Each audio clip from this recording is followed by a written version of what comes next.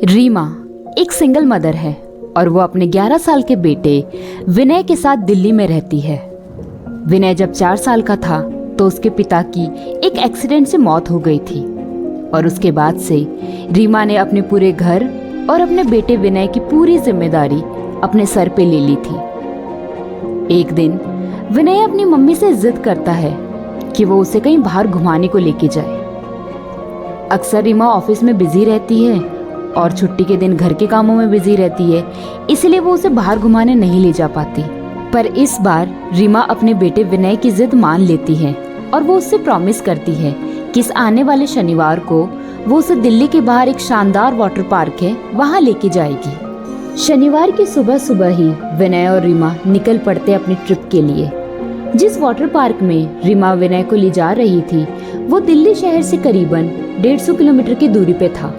दोनों माँ बेटे मस्ती करते हुए कार में म्यूजिक सुनते हुए जा रहे थे। विनय काफी खुश लग रहा था उस दिन। तभी कुछ दूर जाके जहाँ शहर पीछे छूट चुका था और कार आगे चलते हुए हाईवे पे आ चुकी थी। रीमा 40 की स्पीड में गाड़ी चला रही थी और कुछ दूर आगे जाते ही रीमा गाड़ी एकदम से रोक देती है। रीमा कार से उतरती है और देखती है कि हाईवे पे सामने एक ट्रक की टक्कर किसी बाइक से हो गई थी और वहाँ लोगों की काफी भीड़ जमा हो चुकी थी। ये सब देख के रीमा अंदाजा लगा लेती है कि इस भीड़ को क्लियर होते होते काफी टाइम लग जाएगा और उसे जाने में भी लेट हो रहा था। इसीलिए रीमा अपना तुरंत फोन निकालती है और गूगल मैप पे वाटर पार्क का दूसरा रास्ता चेक करती है। गूगल मैप पे रीमा को एक शॉर्टकट नजर आता है। रीमा खुश हो जाती है और तुरंत गाड़ी में आके बैठती है और अपनी गाड़ी थोड़ा पीछे लेती है और बाईं ओर जो शॉर्टकट जा रहा है अपनी कार उस ओर निकाल लेती है। जिस शॉर्टकट से रीमा और विनय जा रहे थे वहाँ ना कोई और गाड़ी दिखाई दे रही थी और ना ही कोई लोग। तभी विनय अपनी मम्मी से कहता है, मम्मी मुझे चॉकलेट खानी है। रीमा अपने आसपास देखती है पर ना उसे कोई दुकान दिखाई देती है और ना ही कोई ढाबा। तभी रीमा विनय को शांत करते हुए उससे कहती है, विनय बेटा यहाँ पे कोई दुकान दिखाई नहीं दे रही है, कुछ दूर जाके जरूर मिलेगी, तब दिलाती हूँ, ये लो तब तक चिप्स खा लो। विनय अपनी मम्मी की बात मान लेता है और चिप्स खाने लग जाता है। यहाँ रीमा गूगल मैप के सहारे कार चलाए जा रही है पर अभी तक उसे हाईवे दूर दूर तक दिखाई नहीं दे रहा। रीमा जिस रास्ते से गाड़ी लेके जा रही थी वो काफी उतार चढ़ाव वाला कच्चा रास्ता था। तभी विनय अपनी मम्मी की ओर देखता है और अपनी छोटी उंगली दिखाता है। रीमा समझ जाती है और मुस्कुराती है और तुरंत गाड़ी रोक देती है। वो गाड़ी से उतरती है और विनय को भी गाड़ी से उतार के रोड साइड में एक पेड़ है उसके पास ले आती है, जिसके पीछे छुप के विनय आराम से बाथरूम कर सकता था। जहाँ पे रीमा ने गाड़ी रोकी थी वहाँ दूर एक शमशान घाट भी दिखाई दे रहा था, पर रीमा ने जानबूझ के उसे नजरअंदाज किया और विनय से कहने लगी, विनय बेटा हो गया, चलो लेट हो रहा है बेटा, जल्दी आओ। विनय अपनी मम्मी की आवाज सुनता है और तुरंत पेड़ के पीछे से आगे आ जाता है और अपने मम्मी के साथ कार की ओर बढ़ने लग जाता है। तभी कार की ओर बढ़ते हुए विनय की नजर उस शमशान घाट की ओर जाती है और वो वहीं ठहर जाता है और अपनी उंगली बाईं ओर करके अपनी मम्मी से कहता है, मम्मी वो देखो बूढ़ी आंटी। रीमा तुरंत अपनी बाईं ओर देखती है पर उसे वहां कुछ नजर नहीं आता। हालांकि रीमा को काफी देर से बेचैनी महसूस हो रही थी और वो चाह रही थी कि वो जल्द से जल्द विनय को वहां से लेके निकल जाए। रीमा थोड़ा परेशान होकर अपने बेटे से पूछती है, कौन बूढ़ी आंटी बेटा, मुझे तो कोई दिखाई नहीं दे रहा वहां। तो विनय अपनी मम्मी से कहता है, वो देखो ना मम्मी, कितनी सारी बूढ़ी आंटी खड़ी है वहां पे। रीमा फिर से पलट के देखती है पर उसे अब भी कोई दिखाई नहीं देता वहां। रीमा के सर से पसीने छूटने लग जाते हैं और वो एक बार फिर से विनय से पूछती है, बेटा तुम्हें कैसे पता कि वो सारी आंटी बूढ़ी है? तो विनय कहता है, देखो ना मम्मी, सबने हाथ में लकड़ी पकड़ी हुई है।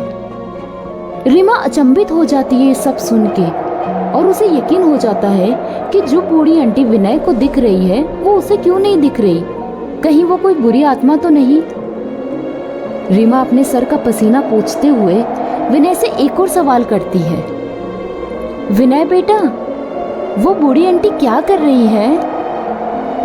तो विनय जवाब देता है, मम्मी, सारी बूढ़ी आंटी नीचे मुंह करके खड़ी हैं। अपने बेटे के मुंह से ये सब अजीब जवाब सुन के रीमा हक्का बक्का रह जाती है और उसे महसूस होने लगता है कि उसने कोई गलत रास्ता चुन लिया है और अब वो जिस जगह खड़ी है वहाँ कुछ तो अजीब है। तभी रीमा विनय का हाथ कस के पकड़ती है और उसे कार की ओर खींच के ले जाते हुए उससे कहती है, विनय चलो यहाँ से, हमें देर हो रही है, चलो जल्दी।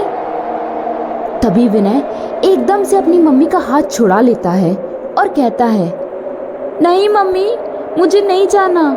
वो आंटी, बूढ़ी आंटी मुझे बुला रही है, मैं जाऊं उनके पास? रीमा चौंक जाती है सुन के और विनय पे गुस्सा करते हुए कहती है, बिल्कुल नहीं, चलो मेरे साथ अभी, हमें लेट हो रहा है बेटा। पर विनय अपनी मम्मी के साथ जाने को तैयार ही नहीं होता और अपनी मम्मी से कहता है, मम्मी प्लीज मुझे जाने दो, वो बूढ़ी आंटी मुझे बुला रही है, प्लीज जाने दो मम्मी प्लीज। रीमा समझ जाती है कि उसे अगर खुद को और विनय को बचाना है तो उसे किसी भी तरह इस जगह से तुरंत निकलना होगा। रीमा का गुस्सा भी बढ़ते जा रहा था और गुस्से गुस्से में रीमा विनय को एक जोर से चाटा मार देती है। विनय जोर जोर से रोना शुरू कर देता है। हालांकि रीमा को भी बहुत बुरा लगता है कि उसने अपने बेटे को क्यों मारा, पर उस पल में रीमा इतना परेशान रहती है कि उसे कुछ समझ नहीं आता कि वो क्या करे और क्या नहीं। तिल मिलाते और जोर जोर से रोते हुए विनय को रीमा जबरदस्ती अपनी गोद में पकड़ती है और उसे गाड़ी में बिठा के वहां से तुरंत पीछे की ओर गाड़ी मोड़ के जहां से वो आई थी वहीं लौट जाती है। उस जगह से लौटने के बाद विनय काफी दिनों तक बीमार रहा था और नींद में बड़बड़ाता था, मम्मी मुझे जाने दो, मम्मी मुझे जाने दो, वो बूढ़ी आंटी मुझे बुला रही है, मम्मी प्लीज मुझे जाने दो, बूढ़ी आंटी मुझे बुला रही है। रीमा उसके बाद से विनय के लिए काफी परेशान रहने लगी थी। उसने कई डॉक्टरों को भी दिखाया, विनय की नजर उतरवाई और तो और उसने घर में शांति की पूजा भी करवाई ताकि विनय की हालत ठीक हो सके। कुछ दिनों के बाद विनय की हालत सुधरने लगी थी, जिससे रीमा की टेंशन भी कम हो गई थी। पर कहीं ना कहीं रीमा के दिमाग में एक सवाल बार बार घूम रहा था कि आखिरकार वो बूढ़ी आंटी, वो बूढ़ी औरत कौन थी जो सिर्फ विनय को दिखाई दी और उसे क्यों नहीं दिखाई दी। खैर, रीमा उसका जवाब तो नहीं ढूंढ पाई, पर वो खुश थी कि उसका बेटा विनय अब ठीक हो गया है।